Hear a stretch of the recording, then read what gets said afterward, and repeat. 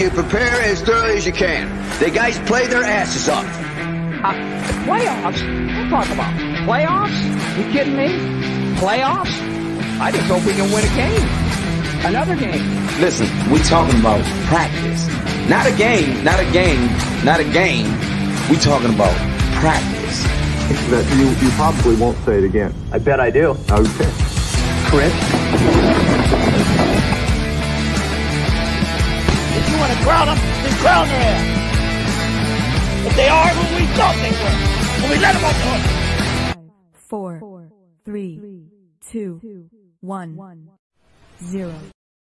Gather around, Skull brothers and sisters. This is Skull Rants, brought to you by MinnesotaSports.com. I'm your host, Dave. You can follow me on Twitter, TikTok, and Facebook at Skull World. Make sure you subscribe, like, leave a comment on all my videos. Let's go. Let's go. I want to hear what you have to think, what you think of what happened in London.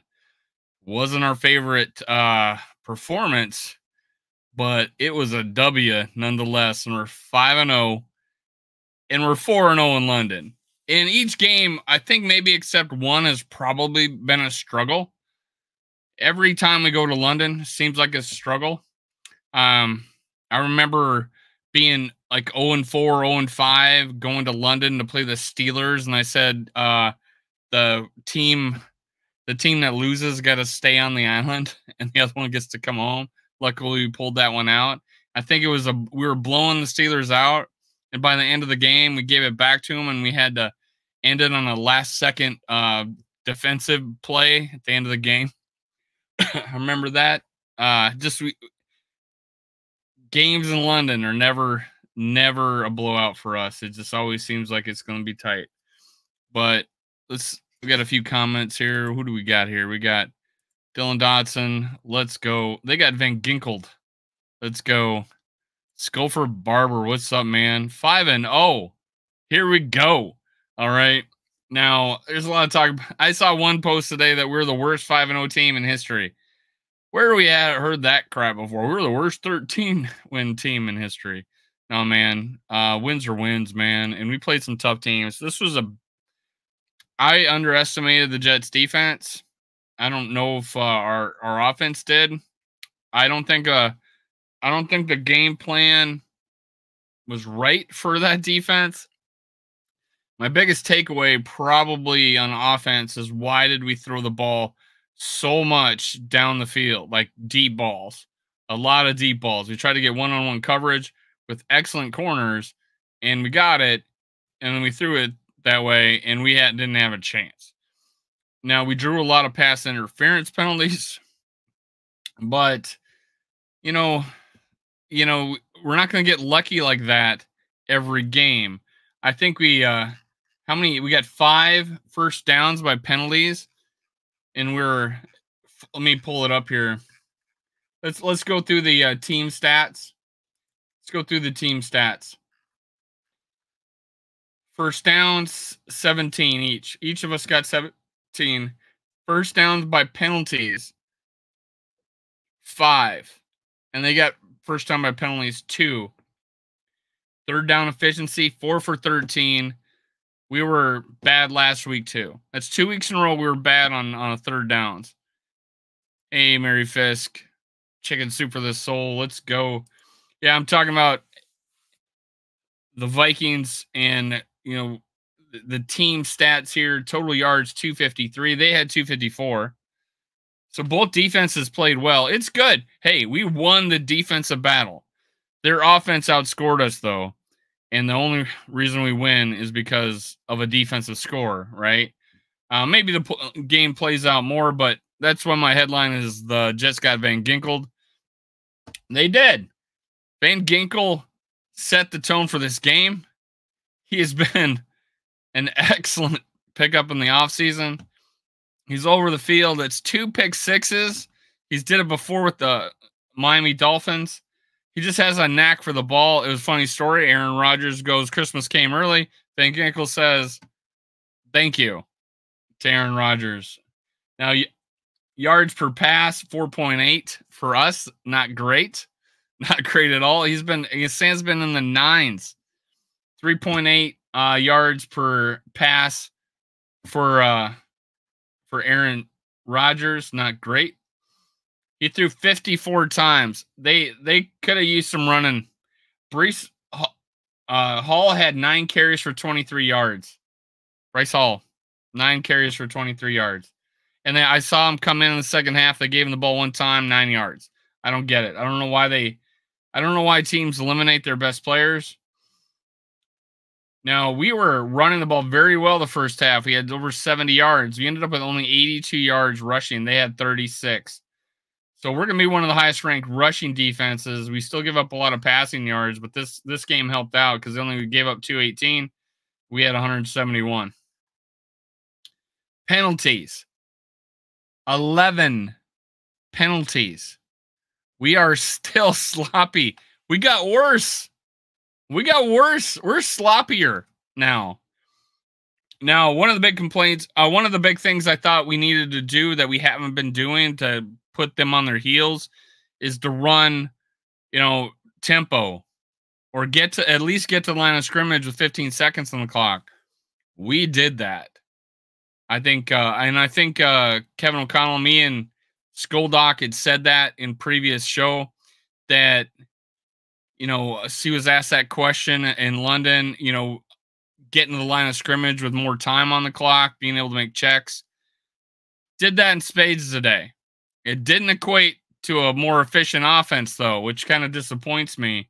And what disappointed me the most is even though we got to the line of scrimmage a lot earlier, we had so many procedure penalties, especially at the end of the half when we have like 3rd and 6 or 3rd and 4 or what, I don't know, or 2nd and 4 or 3rd and 4 or whatever. And then we get a 5-yard penalty, puts us at like our own 5-yard line. We end up not making it on when it's 4th down and we punt and they get like a 30-yard punt return. And then they go down and score. Now it's 17-7. Come on, guys. We can't do that. We can't do that. It's going to bite us in the butt. That's the second time we give up a touchdown right before the half. And if you remember, 2020 was the worst year for us giving up points into halves or into games, the last 2 minutes. So, Dylan, Hawkinson will come back just in time to crank the offense up a couple notches. I can't wait. God help the NFL when Hutchinson comes back and works that middle of the field. So much better. So much better.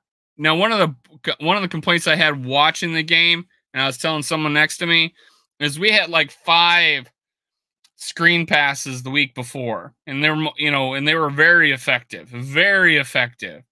We run one screen pass that I can remember, and it's to Johnny Munt behind the line of scrimmage again. What is that? I was like, come on, let me get KOC's playbook and tear that page of the tight end screen out. But yeah, we were so effective, and we've been, there's been analysts talking about how great we are at the screen game, and then we don't do it, and all our passes are deep. A lot of our passes are deep. Now, we were more effective working mid-range passing, a lot more effective. And that showed up again. 3 weeks now, Sam Darnold, not in a row, but 3 weeks, Sam Darnold was able to get down the field late and make it at least a touchdown game this time. Before he's put it above a 2-score game the last 2 times with San Fran and the Packers, but this time he gets it at least to make it sure it's they can't just kick a field goal and tie it. So, and we worked mid-range passes. We weren't throwing it crazy deep. I didn't understand the game plan to go deep. Now I'm really interested, and I don't have it anymore, NFL Plus, but I would go back and watch all the plays again. Did we have someone else open? That's what I'm curious about. Did we have other people open? Was that a choice, him throwing the ball, or was that the game plan? Is it more on KOC or is it more on Sam Darnold? I don't think Sam Darnold did particularly bad, except for the pick he threw high across the middle. Not great. I don't think there early on when he was scrambling, he didn't throw it out of bounds. We ended up kicking a field goal because of it. Instead, we may have gone for it on 4th down to get the first and go down and score. But hey, Reichard, and shout out to Reichard, MVP of the game, made all his field goals. MVP of the game. But I think he, instead of throwing it out of bounds, he scrambles, eats the sack. I don't feel like Sam Darnold was the reason we didn't play well on offense. I really think it was the game plan and not playing to his strengths. I think Sam Darnold can do that, but that was just a tough defense to do what we were trying to do. I don't know. We abandoned the run and we started throwing it deep. I wasn't sure what that was about. What do you guys think? We so miss Jones. I agree, Mary. We miss Jones that second half. I think he goes out in the first pitch to Ty Chandler is a fumble, and it goes to Sam Darnold on the pitch. But that was a catchable ball. But we give up the ball. But luckily, I think that's when we did the pick six. Was right after that. But yeah, we lucked out. We didn't give up any points. But I don't know if the trust was there for Ty Chandler that we kind of abandoned the run a little bit. Honestly, we only had like 40-some yards offense the whole second half, or 50. It's crazy. Shout out to George Blunt. What's up? Who else we got in here? Bob Swede. What's up? What's up? Let's go. Yeah, I'm not sure on any of that. They said hip. I thought it was I thought it was a hamstring or something, but I don't know. Well, yeah, hopefully it's not something serious. Mary Fist, South Dakota. Hey, Mary, remind me where in South Dakota you're from. I'm from Springfield, South Dakota. My family now lives mainly in Sioux Falls and Brookings. Yeah, I haven't heard anything yet either on the hip or the hand.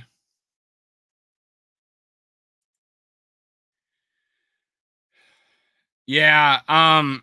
So hey, shout out to when Sam Darnold went out, got the wind knocked out of him. How about that throw by Nick Mullins? That was balls. And amazing catch by Aaron Jones, mossing the defender. He jumped out of the gym. He would have dunked that. I think he jumped up that high. Incredible. Mossing that defender, and I think that's shortly after, or he got hurt on that play. I don't know, but amazing to Nick Mullins to come in here and make that play. And then I think that was the pitch to Ty Chandler, and they fumbled the ball. But what a throw by Nick Mullins! I have so much confidence in him. I think we got one of the best backup quarterbacks in the league. I said at the beginning of the year I wanted to go with Nick Mullins over bringing in Sam. If we're going to bring in anybody, why not just keep Sam? Now Sam's played great the first 4 games. This was probably his first real stinker. I think he had a rough half the second, against the Packers, but this was a real stinker. Offensive team wise, I think, and I think the Jets playing good defense had a lot to do with it. Now let's take a look at. Let's go through the offense again. I really love that Nick Mullins can come in here and make a play like that. It's a 24-yard throw, man, and he threw it to the right guy too. I think that was the guy that was open. He threw it to him, gets the first down. I think we had a 3rd and 9 or something like that. And yeah, he got it. And he looked so confident out there. I have no problem with Nick Mullins. If he was to start a game, I don't think the offense would flutter at all. He does not have near the strongest arm as Sam Darnold, and definitely is not as mobile, definitely not as big. So that might be an issue, but he is not afraid to make any throw. He's just incapable of some of them. That's why I look at it. He's just not strong enough arm. Yeah, it's like going to a restaurant and your eyes are bigger than your stomach. Nick Mullins plays quarterback like his eyes are bigger than his stomach. But on that throw, well within his ability to throw it, and he's got a quick release, accurate. It was great to have him come in there and do that. Yeah, Mullins. Yeah, I agree, George. Jones has serious hops, man. He got up there. Yeah, it is. So shout out. Let's start out with shout out to Will Reichard, man. Again, I already talked a little bit about him. I just feel so confident with him in there, man. I'm always worried about drafting a kicker. I hate it when we draft kickers or punters in the draft. But thank God we drafted this one. Thank God they don't listen to me. He has a bigger leg than I thought he did. He never got the real chance to kick big kicks in college. But shout out to Kwesi for saying, "Hey, I see more in this guy. He's worth a mid-round pick." Is great pick, man. Great pick. He's gonna. It's almost like that's a problem we don't have anymore, isn't it? It's like that is the problem we don't have anymore. Will Reichard is our kicker. That's what's the great thing about it.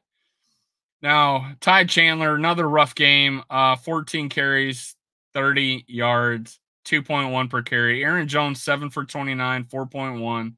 He's really the only one having success.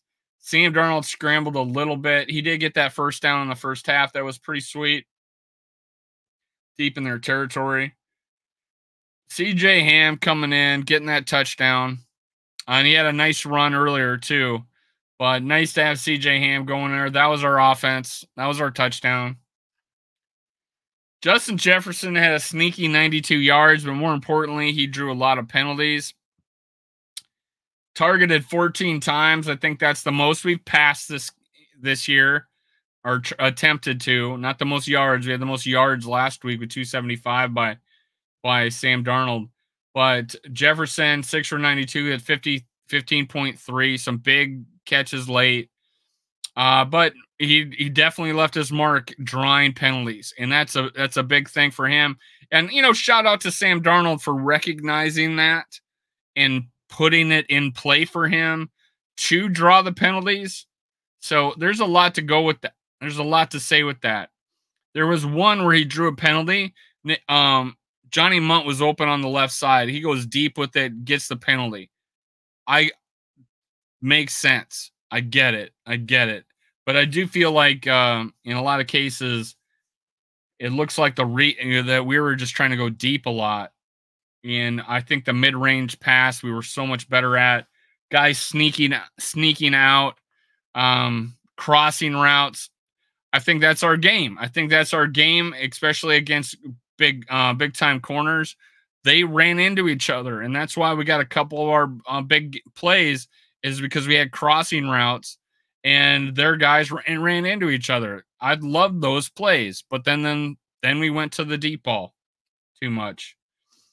Gaskins got in there 2 carries for 2 yards.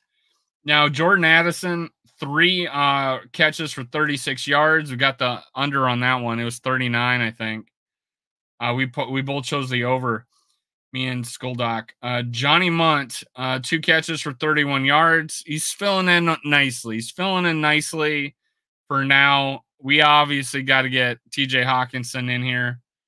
And this offense will just transform, I think. It's like losing Kelsey for the Chiefs.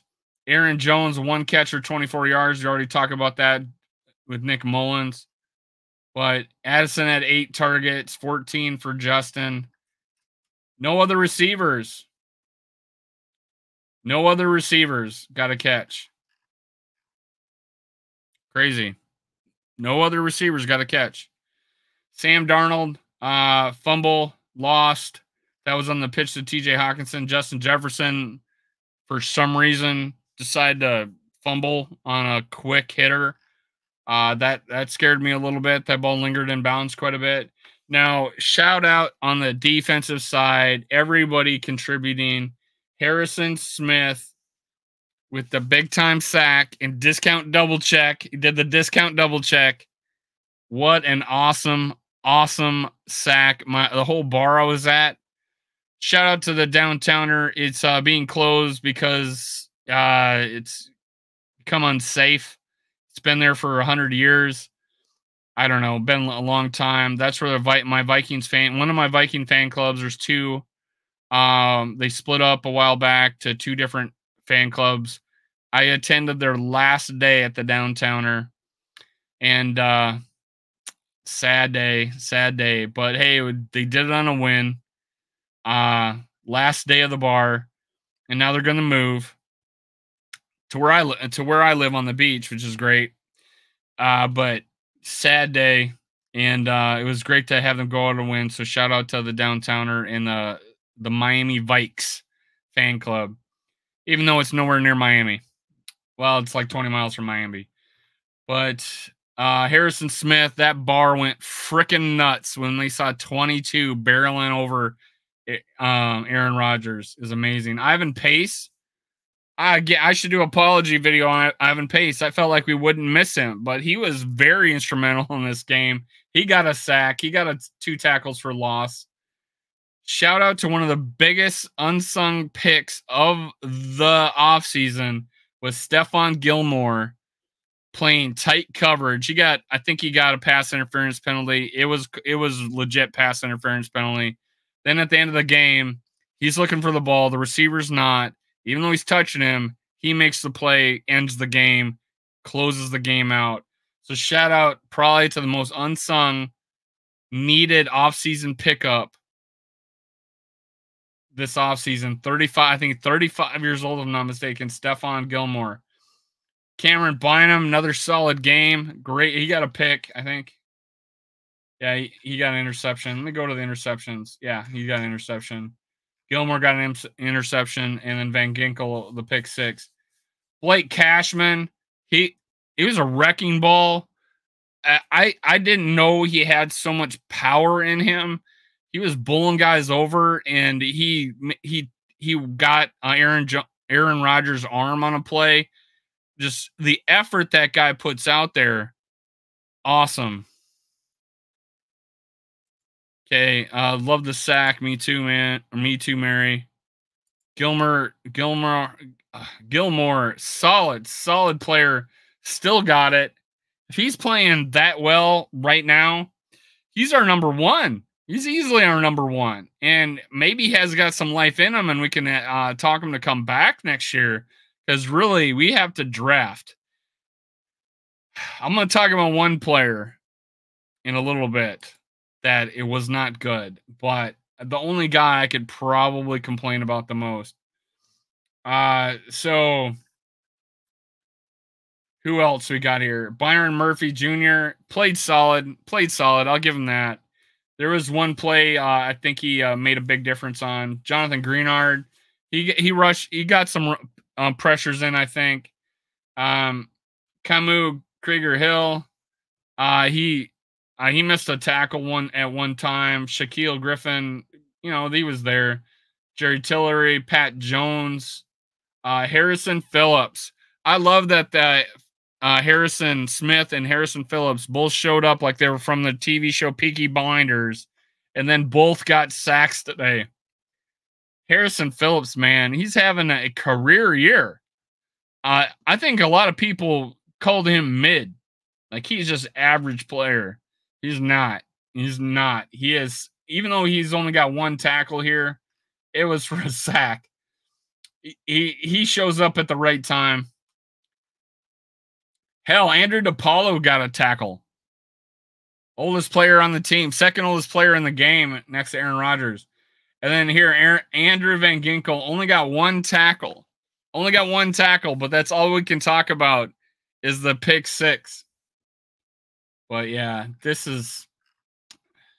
Oh, Jay Ward got he got a tackle, and Jihad Ward, he got a pass defense. Oh yeah, way to get your hands up. We got 1, 2, 3, 4, 5. So 2, 4, 5, 6, 7, 8, 9 pass defensed. That's pretty incredible. Hits on the quarterback. 1, 2, 3, 4, 5, 6, 7, 8, 9, 10, 11 hits on the hits on the quarterback. Jonathan Greenard got 3. He had 3 tackles, 3 solo, and 3 hits on the quarterback. That's incredible. Now, we kept Aaron Rodgers. It says fumble. He had 3 picks, only 2 touchdowns. Garrett Wilson is the real deal. He had 13 catches for 101. At touchdown, they had him manned up against Van Ginkel, and Aaron had all day to throw it. I think there were certain places I was like, maybe we should have called timeout just to try to keep someone out of the end zone. Get lined up, make sure we had the right personnel in there so we didn't get mismatched. But shout out to Brian Flores. That guy looked dialed in the entire game, especially the second half when it looked like Aaron Rodgers was going to Aaron Rodgers us. I was like, I could just look at Brian Flores thinking this is different guy than the second half of that Packers game. The guy looked dialed in, calling the right plays. He wasn't playing off. There was a couple, he did a lot of 2 deep zone at the end of the game, but he wasn't giving up chunk yardage. I really think that Brian Flores learned a lot from that last game, thinking I need to be dialed in the entire game, and he did, and that's why we won. And he had that defense bought in. There weren't mistakes. Now, special teams, Caleb Evans was a liability today. Tell me what you think in the chat, man. I noticed there was a punt return, and I said they must have took out a Caleb Evans because he didn't hit our punt returner. When I tweeted that out today, they must, because they put Sheffield in, and I saw that they did that, and I'm like, oh, I didn't see a Caleb Evans take out our punt returner. What's the deal? He must have been taken out of the game, and he was. And they put Sherfield in there. It was such a liability today. And it was so noticed. Every Viking fan noticed it. I feel bad, man. Eric LaPointe, what's up, man? Okay. Now, hey, the off-season, not the off-season, but the bye week. Honestly, I don't think it could come at a better time. I always like late bye weeks just because that late season rest. But strategic bye weeks, we're 5-0. We're about to play our division rival, and one of our main cogs of our wheel, Aaron Jones, is hurt. So what an important time to get to rest him and figure out what we have been doing on offense's last 2 games. Second half of the Packers game, and then the whole game of this game. I do give a lot of credit to the defense of the Jets. A lot of credit. That was 2 juggernaut defenses going at it, man. So, it was 2 heavyweight fighters going at it. I thought our offense could go up against anybody. I realize now it needs help. It needs help. It's going to come in the form of TJ Hawkinson. It's going to come in the form of Sam Darnold getting more comfortable. Again, totally physically able to do anything out on the football field. He just he may have been a little inaccurate at some points, but again, I'm going to say this over and over again. I don't think if I was talking about Cousins, everybody would talk about me making excuses for him. But no one talks about when I make excuses for Sam Darnold. I don't think, looking at that game, then I thought, oh, Sam Darnold really sucked today. It was all on Sam Darnold. I really felt it was more on Kevin O'Connell's play calling, abandoning screenplays, abandoning the run in many cases. Seemed like all the plays are being thrown down the field along the sideline. And we don't have tall receivers. None of our receivers are out there were taller than 6 foot, I don't think. Okay? So Justin Jefferson's 6 foot tall. our receivers are not that tall. Now he's long. He's got long arms, so that's great. And all of our guys, Jordan Addison doesn't have the best leaping ability, and we're running sideline fly routes straight down the field on third down and two or fourth down and 2, and we're running a fly route down the sideline. Let's get 2 yards. So I am not going to put that one on Sam. Totally. I would give him a 40% responsibility of that offense and 60 of it going to the game plan that KOC put out there. And yeah, you're going to have a stinker, but great way to have a stinker is during a win. I think so. I think we had a wake-up call last week in the second half. I think this week, another wake-up call to the offense. Not to the defense, though, this week. Defense answered, or offense did not. Not impressed. So I think KOC famously sells scouts. I think he's in what a perfect time to do it after struggling 5, 6 quarters of football in a row here. Find out what's working and build off of it. And self-scouting is important. Brian Flores, but I'm just going to give a shout out, man. Brian Flores, you won that game for us. All those defensive players got game balls. I don't think Will Reichard's the only guy that, offensive you consider offensive, a special teamer, but, he scored points, is got a game ball. Everybody on defense got game ball. He hands them out like Oprah. Everybody's getting a game ball today on the defense. That's, I think, the second time he's done that. Dude, he's my forever coach. I think he can turn it around. I really love what he's done. Brian Flores has been a transcendent type of coach for us. I think we can turn around. We really got the special teams. We got to get that figured out. And it is good that we have, again, the fact that 1/3 of the phases worked out today. 2/3 of it didn't. That was special teams and the in the offense, and we still won. So what a good time! What a good time to have the bye and get healthy, get everybody out there. It'll be fun to watch some football without worrying about us for a week. I like that we're going to have a bye before we play the Lions. Lions, I think, gave up 29 points. Let me look here. To Seattle last week, and then I think Seattle lost. Let me look here. What do we got here?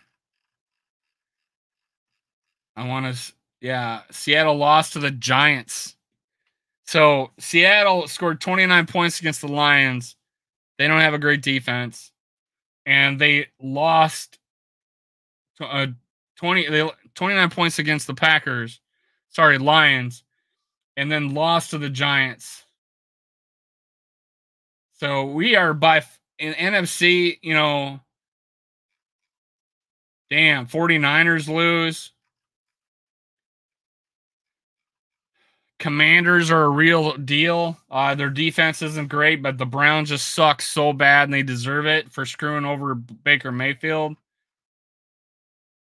Bengals are 1-4. That's an AFC team, though. Bears look good against the Panthers. A little false sense of security there. But Caleb Williams is starting to be a 304-yard game. They'll probably have their first 4,000-yard passer this year. It'll be a rookie. So they're going to be pretty high on their horse here. Cowboys are tied up with the Steelers. We're the number 1 team in the NFC right now. You could say that easily now. Number 1 team in the NFC. Let's keep it that way. All right, guys, I'm going to head out. Skoldoc wasn't feeling well, so he wasn't on, so I did Skull Rants instead of Skoldoc. But just look this week. I'm going to, try to do a show on Wednesday and, everything. So I love you guys. Thanks for sticking with me. Make sure you hit like on your way out. I appreciate it. I appreciate it so much. And thanks for all your comments. Thanks for all your support. Skull Vikes. Let's go. 5-0. 5-0. Let's go to the bowl, baby.